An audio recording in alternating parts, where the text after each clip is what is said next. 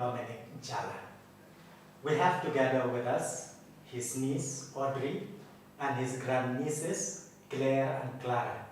They will be praying for him with a song, and after that we will continue with the Holy Mass. Paralog biye kublaya pi barok kibaya simbenta hagane amas kani gede gesmika kabanre pokandai jongu Archbishop biye jongi Most Reverend Dominic Jala Balakhlano.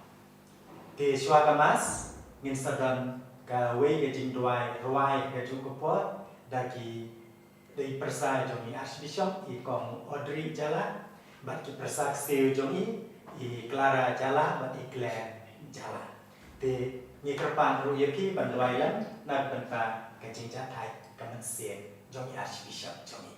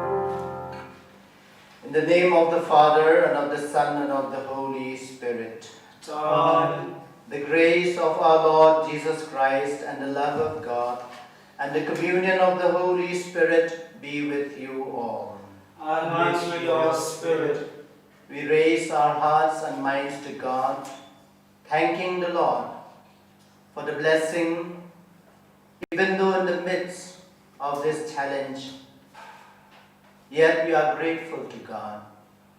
We are grateful to God today especially. We remember our late Archbishop Dominic Jala, whose birthday we commemorate. He would have been 69 years had he still been with us. God has given him as our shepherd. God has taken him away from us, but still we feel his loving presence among us. From heaven above, Archbishop Dominic Jala is still guiding us. We could feel his presence. We feel his guidance. We feel his intercession for us. As we thank God for the gift of this great leader, our great shepherd, we pray that through his intercession, the Archdiocese of Shillong may get a shepherd like him, a shepherd humble, a shepherd who is deep in the wisdom of God and who shepherd after the heart of Jesus. As we thank God for the gift of our late Archbishop Dominic Jala, we also offer to God our state as we encounter this challenge. We entrust to God and we surrender to God all the cases, the spike in cases. We ask God's help that through the intercession of our late Archbishop, this challenge before us might go away from us. Let us pause for a while, beg the Lord for his pardon and his strength.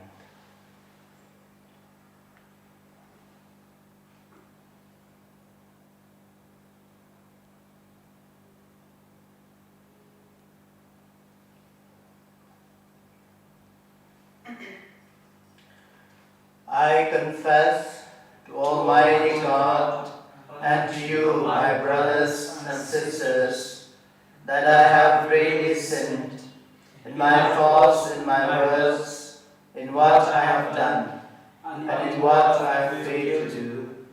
through my fault, through my fault, through my most grievous fault.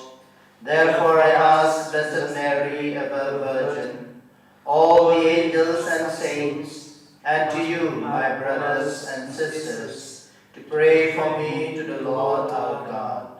May Almighty God have mercy on us, forgive us our sins, and bring us to everlasting life. Amen.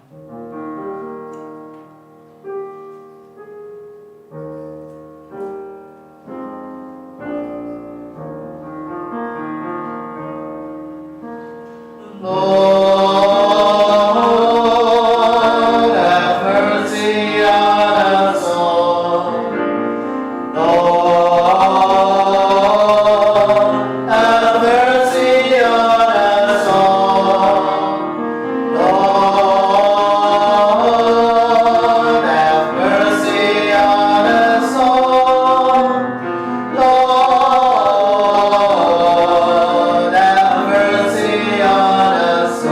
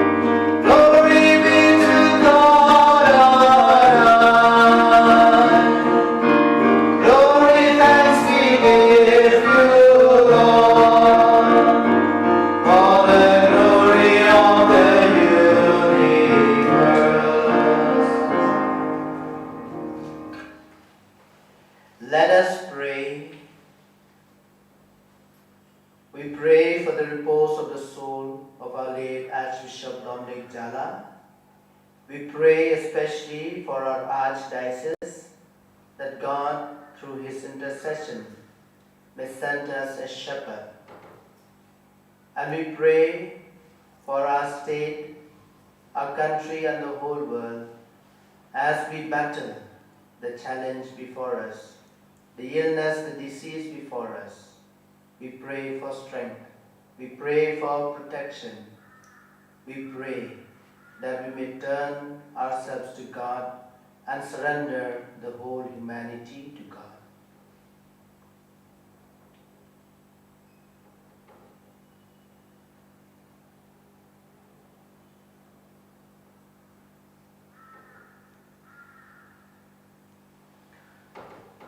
O God, who show the light of your truth to those who go astray, so that they may return to the right path, give all who for the faith they profess are accounted Christians the grace to reject whatever is contrary to the name of Christ and to strive after all that does it honor.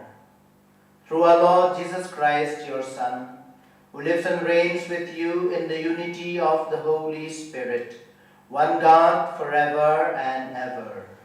Amen.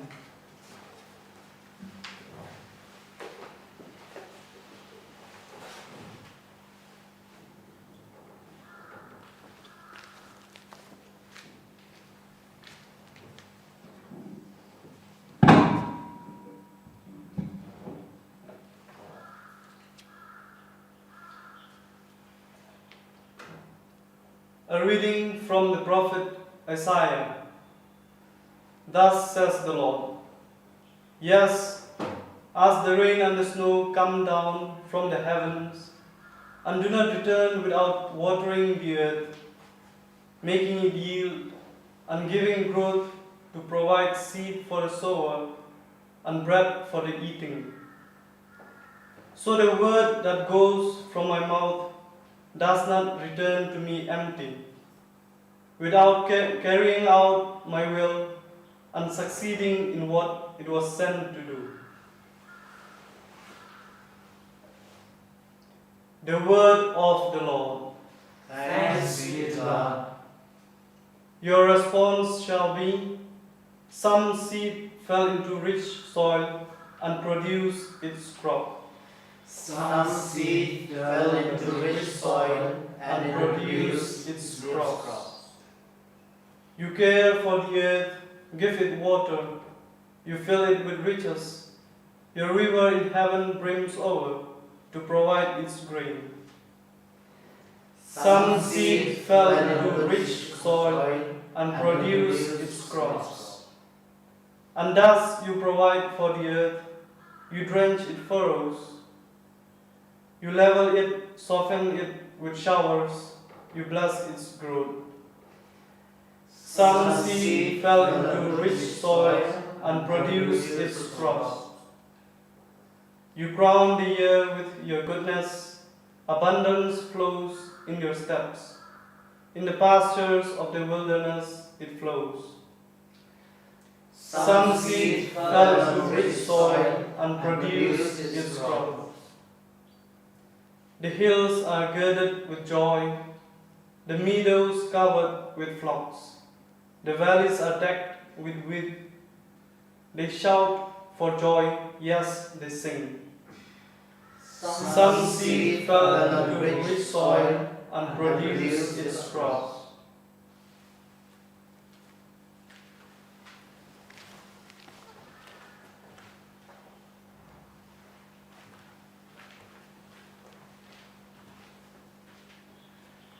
A reading from the letter of St. Paul to the Romans.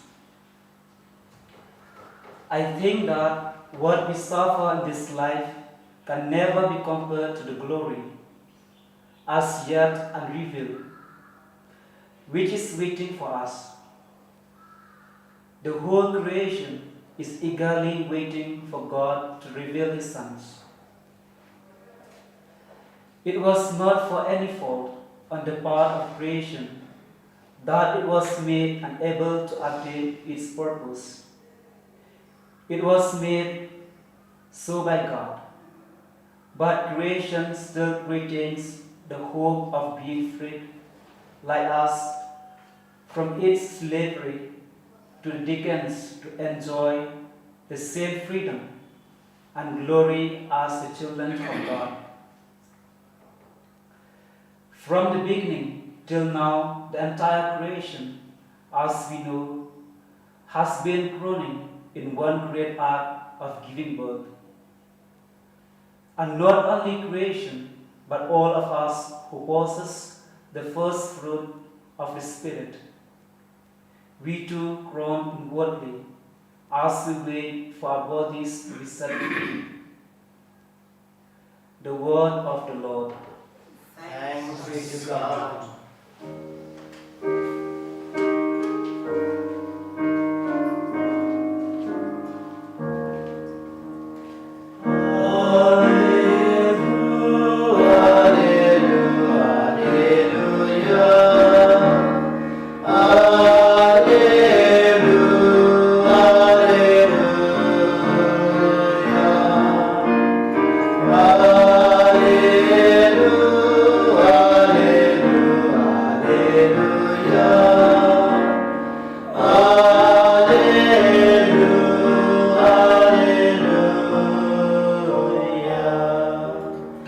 Your words gladden the heart, O Lord. They give light to the eyes.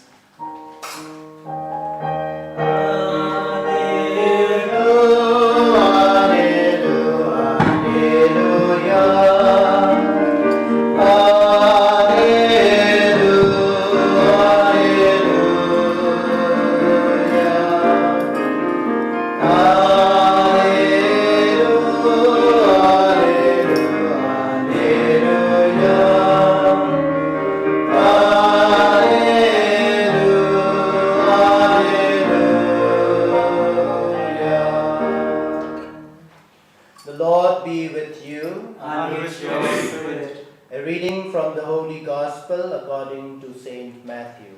Glory to you, O Lord.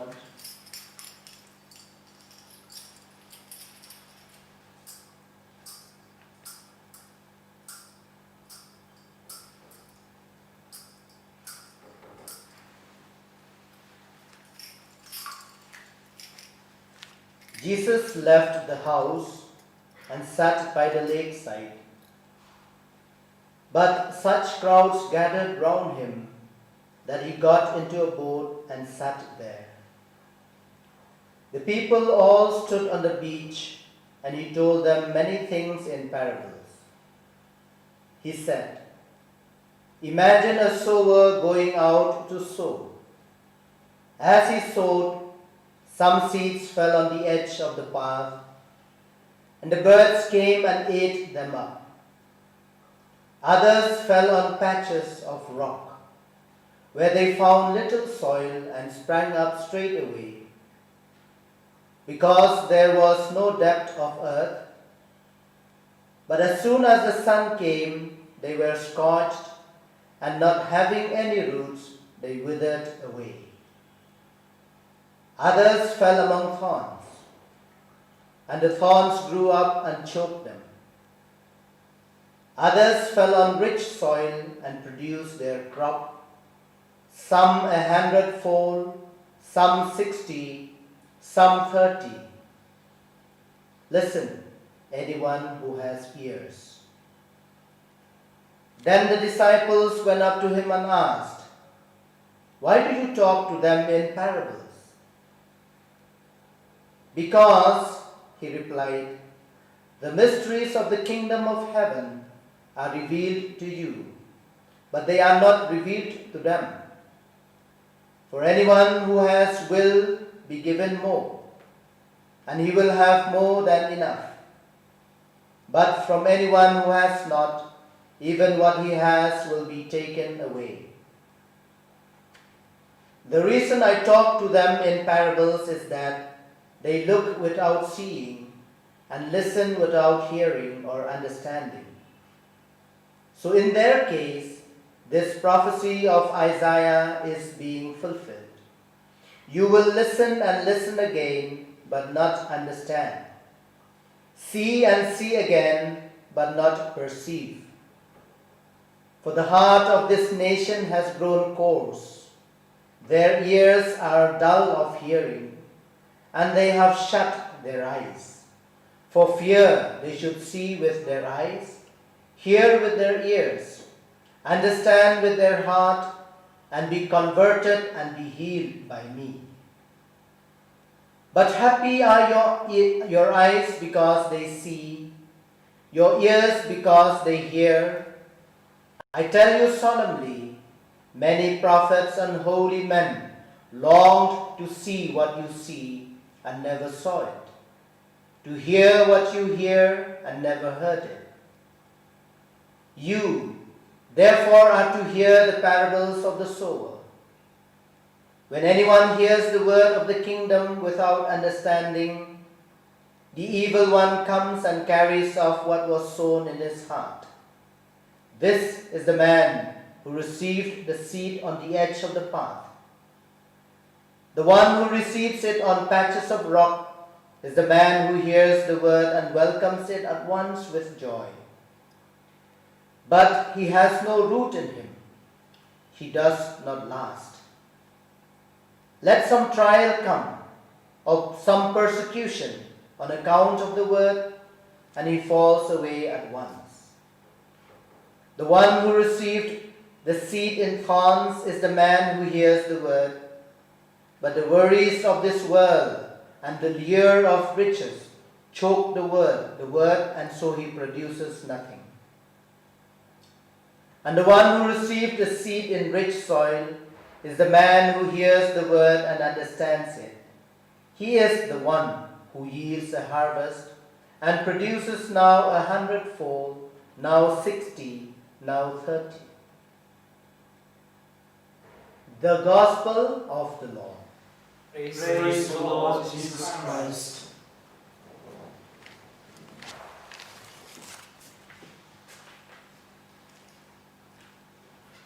God is pure fecundity, meaning that God is fertile.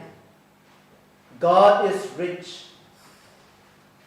God is creator.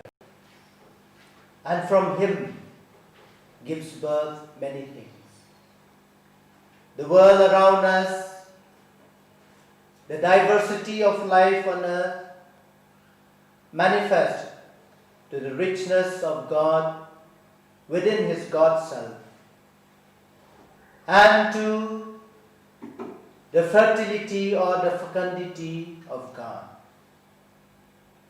And God has created us in his own image and likeness. As humans, we also bear this fertility, this fecundity of God, whereby, like God, who from nothingness brought out the whole of creation, we also share in that the divine character of God, whereby we are able, because of God's presence in us, to give birth to many things. And God gives birth to life. From God emanates life. From God emanates goodness. From God emanates what is good, what is beautiful, and what is the truth. So like God, from us also emanates life, goodness, beauty, and truth. And we are called to be fertile like God, so that from us is given birth many of the good things, many positive things, many things that are beautiful, many things that are good, many things that are true. This is the will of God for us, as we heard in the first reading, that as rain and the snow come down from heavens and do not return without watering the earth, making it yield and giving growth to provide seed for the sower and bread for the eating. So the word that goes from my mouth does not return to me empty. We are the seed that God has sown in this world. And because of human existence, there is so much of beauty. There is so much of goodness. There is so much of what we call development and progress. All these development and progress of humanity are signs. They are signs of we humans sharing in the likeness of God. This is our call to always be fruitful, to always be productive, to always be giving birth to whatever that is good, that is positive, that is true, and that is beautiful. However, giving birth to life, giving birth to things that are good, giving birth to what is beautiful, giving birth to what is true, is a constant battle for us. The gospel clearly has pointed to us that it is a struggle, it is a battle we are engaged in to be fruitful. The command of God for us precisely was to be fruitful and multiply. And in this blessing of God we share. We share in the gift of womanhood. We share with God this fruitfulness in the gift of manhood. We witness it in families, in the birth of children. This is the witness to the fruitfulness of humanity because of the gift of God. But being fruitful is a constant battle for us. We constantly are at war with forces that want us not to be productive, that want us not to be fruitful. Rather than giving birth to what is good, rather than giving birth to what is beautiful, rather than giving birth to what is the truth, there is a force within us that either does not want us to give birth at all to all these beautiful things, or it wants us to give birth to things that are opposite. Rather than life, it wants us, it tempts us to give birth to darkness. Rather than light, tempting us to give birth to darkness. Rather than life, from us, death is given birth. Rather than what is beautiful, the ugly is given birth from us. Rather than what is true, falsehood is given birth from us. This is our human predicament, whereby the original blessing of God is for us to be fruitful, to give birth to life, to give birth to the beautiful, to give birth to the truth, to give birth to whatever is good. But there is a force that does not want us to give birth, that stagnates us or that makes us give birth to completely the opposite of the gift of fruitfulness given by God to us. Who are these enemies that hinder us to giving birth to life, giving birth to what is good, giving birth to what is true, giving birth to what is beautiful? The gospel, traditionally, this gospel is the basis for our reflection right from early days of the church onwards among Christians, where they have taken this gospel to reflect and to understand about the human predicament as Christians, whereby there are three enemies that hinder us from whatever is good. We are at constant battle as a Christian. We are engaged in a battle, in a war against these three forces, as pointed out by today's gospel. The force number one, the seed that fell on the edge of the path. The birds came and ate them up. We are the soil that received the edge. We are the soil that received the seed. But we are the soil that are on the edge of the path. And because there is no root, therefore birds, it cannot sink into the soil, so birds came and ate them up. Who is the bird? Enemy number one, the evil one, the devil. And in connection with this, I would like to refer us to a reflection from Gaudete et Exsultate of Pope Francis, whereby in chapter 5, number 159 onwards of this apostolic exhortation, Pope Francis speaks about the devil, the evil one. He says, "We are not dealing merely with a battle against the world and a worldly mentality that would deceive us and leave us dull and mediocre, lacking in enthusiasm and joy. Nor can this battle be reduced to the struggles against our human weaknesses and proclivities, like laziness, lust, envy, jealousy, or other human weaknesses and faults. It is also a constant battle against the devil who is the prince of evil." Further, the Holy Father said, "Hence we should not think of the devil as a myth, a representation, a symbol, a figure of speech, or an idea. This would lead us to let down our guard, to grow careless,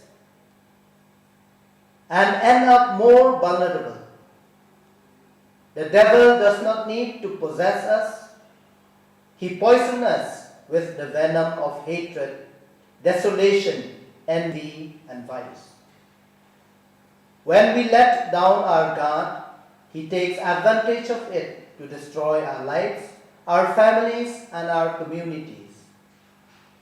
The Holy Father quotes St. Peter from the first letter of St. Peter, chapter 5, verses 8. He said, "Let Scripture remind us that the devil is like a roaring lion. He prowls around looking for someone to eat." He also quotes Ephesians chapter 6, verses 11, whereby we are exhorted to stand firm against the wiles of the devil. Ephesians chapter 6, verses 16, to quench all the flaming dart of the evil one. So the Holy Father calls us not to imagine that we are battling not against a force that is imaginary, a force that is a myth, a symbol, a figure of speech, but against a force that is real.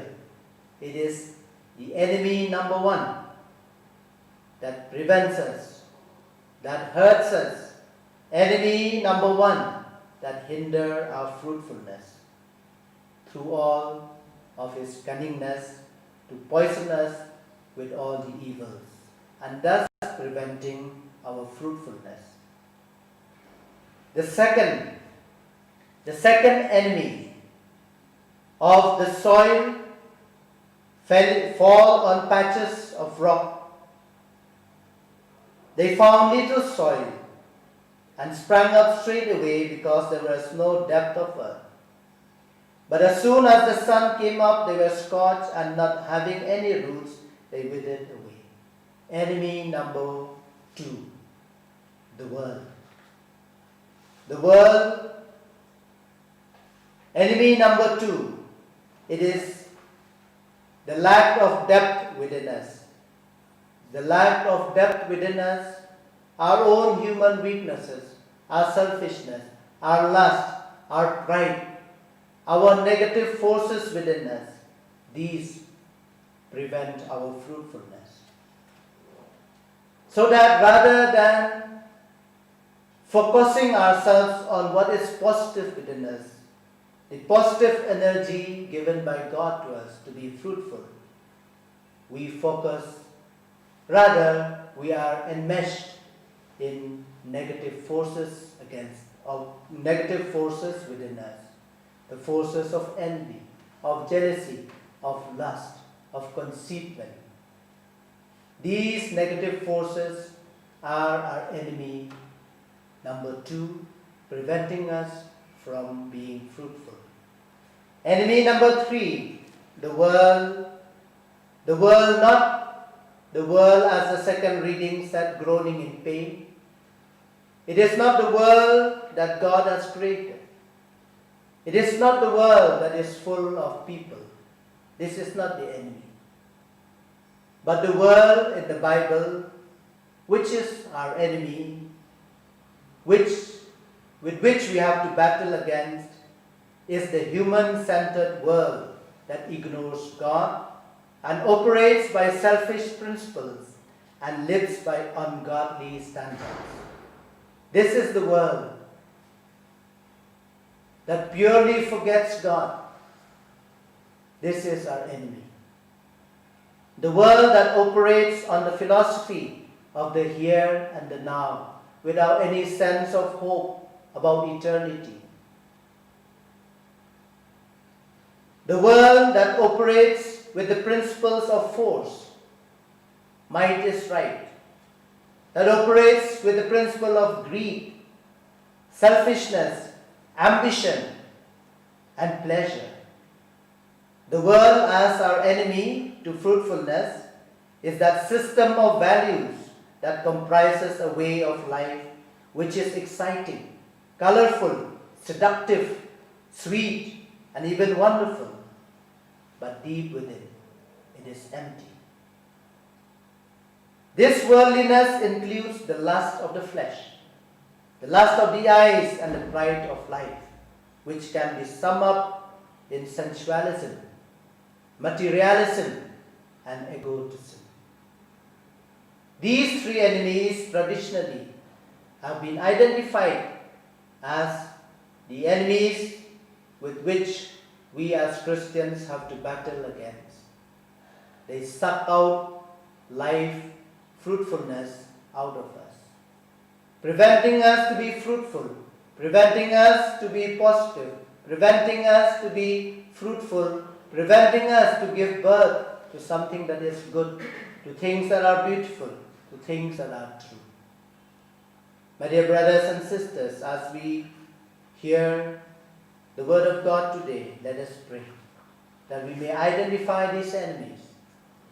Identify these enemies that prevent us from being fruitful, and hence pray to God that His grace of fruitfulness, as He has commanded us to be fruitful and multiply, His grace of fruitfulness will help us be fruitful, so that nothing dark will come out of us, nothing untrue will come out of us, nothing ugly will come out of us. From there He will come to judge the living and the dead. I believe in the Holy Catholic Church, the communion of saints, the forgiveness of sins, the resurrection of the body, and life everlasting. Amen. Let us turn to God our Father as children, trusting and believing that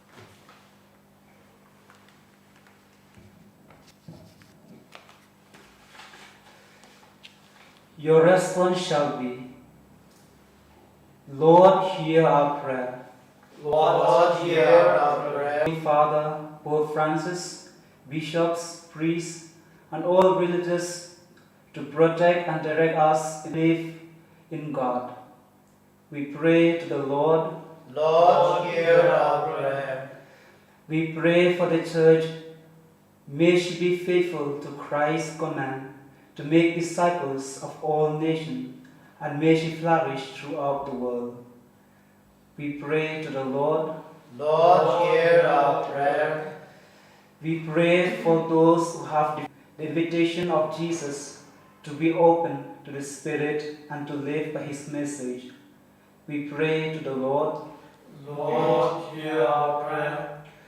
We pray for an end of racism, hatred, and violence in the world, and creative design in all people. Let us pray to the Lord. Lord, hear our prayer. We pray for all those who are suffering from COVID-19, particularly those who are in hospital, and ask the Lord that our families and our community be brought safety through this dangerous pandemic. We pray to the Lord. Our prayer. We pray for all doctors, nurses, and healthcare. May they be permitted to function according to their conscience. Let us pray to the Lord. Lord, hear our prayer. We pray for all the faithful departed who sleep in the promise of the resurrection.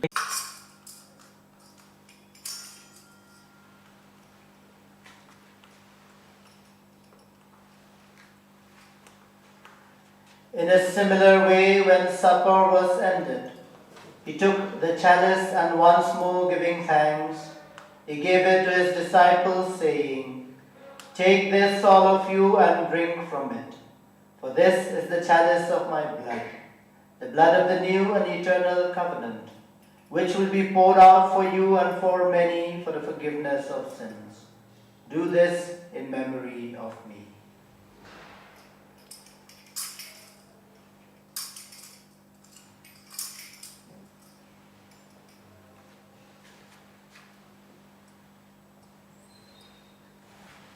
The mystery of faith. Save us, Savior of the world, for by your cross and resurrection you have set us free. Therefore, as we celebrate the memorial of his death and resurrection, we offer you, Lord, the bread of life and the chalice of salvation, giving thanks that you have held us worthy to be in your presence and minister to you. Humbly we pray that partaking of the body and blood of Christ, we may be gathered into one by the Holy Spirit. Remember, Lord, your church spread throughout the world, and bring her to the fullness of charity, together with Francis our Pope, our diocesan administrator, all bishops, and all the clergy. Remember your servant, Dominic Jala, whom you have called from this world to yourself. Grant that he who was united with your Son in a death like his may also be one with him in his resurrection. Have mercy on us all, we pray, that with the Blessed Virgin Mary, Mother of God, Saint Joseph, her blessed spouse, with the blessed apostles, and all the saints of life, and may praise and glorify you through your Son, Jesus Christ. Through him, and with him, and in him, O God, Almighty Father, in the unity of the Holy Spirit, all glory and honor is yours forever and ever. Amen. At the Saviour's command and formed by divine teaching, we dare to say, Our Father, who art in heaven, hallowed be thy name, thy kingdom come, thy will be done, on earth as it is in heaven. Give us this day our daily bread, and forgive us our trespasses, as we forgive those who trespass against us. And lead us not into temptation, but deliver us, Lord, we pray, from every evil. graciously grant peace in our days, that by the help of your mercy we may be always free from sin and safe from all distress, as we await the blessed hope and the coming of Lamb of God, you take away the sins of the world. Have mercy on us. Lamb of God, you take away the sins of the world. Have mercy on us. Lamb of God, you take the sins of the world and grant us peace. Behold Jesus, the Lamb of God, who takes away the sins of the world. Happy are we who are called to the supper of the Lamb. Lord, I am not worthy That I should enter under thy roof, but only say the word, and my soul shall be healed. Body and blood of Christ bring us to everlasting life.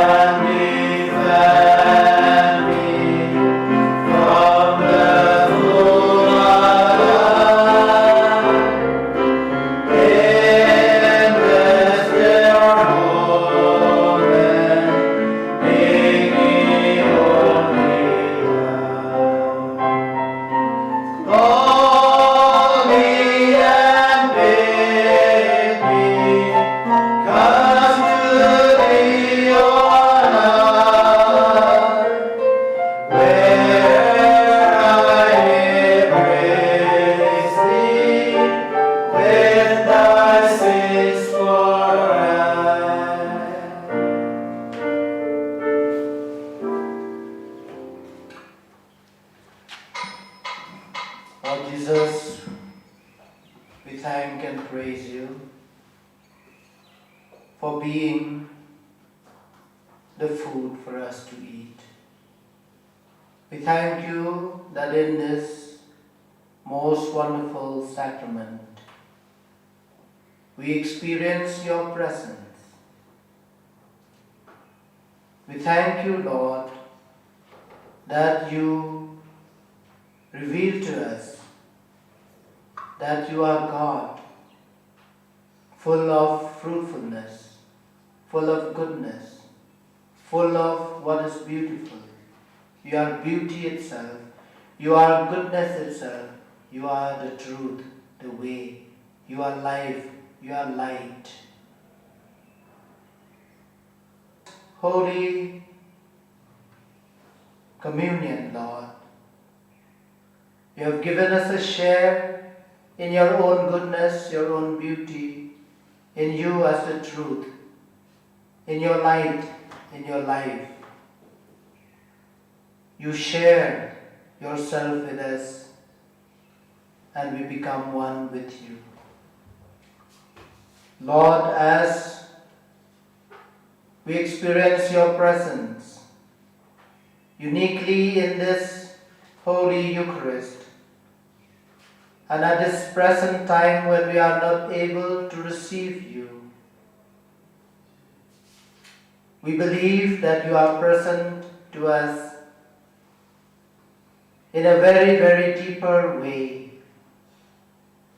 that you do not leave us, but you are present with us in each moment of our lives, in every circumstances, in every experience that we experience in our life. In our failures, in our weakness, you are present. In our own humanity, in our strength, in our battles, in our victories, you are present. In our successes, in our failures as well, you are present. Lord, we battle the power of darkness within us, outside us, and in the world. We battle philosophies and thinking that are contrary to what you, to your truth, to you as the truth. We battle our own human weaknesses. At times, Lord, they overpower us so that when we are to be fruitful, we either become stagnant, we get stuck in life, or when we do give birth to anything, it is some negative energy that instead comes out from us. Lord, may your presence deliver us. May your presence strengthen us as we battle the three enemies of our own fruitfulness. The devil, who tempts us, who poisons us with envy, with greed, with lust. Ourselves, as we are tempted by the devil, we are gripped by our own human weaknesses, our sensualism, our own materialism, our own egotism. Lord, help us as we battle against the world in all its negative forces, in its thinking that is not according to the truth, in its lifestyle that is not according to your will for us. Help us, Lord, and strengthen us. Let us pray.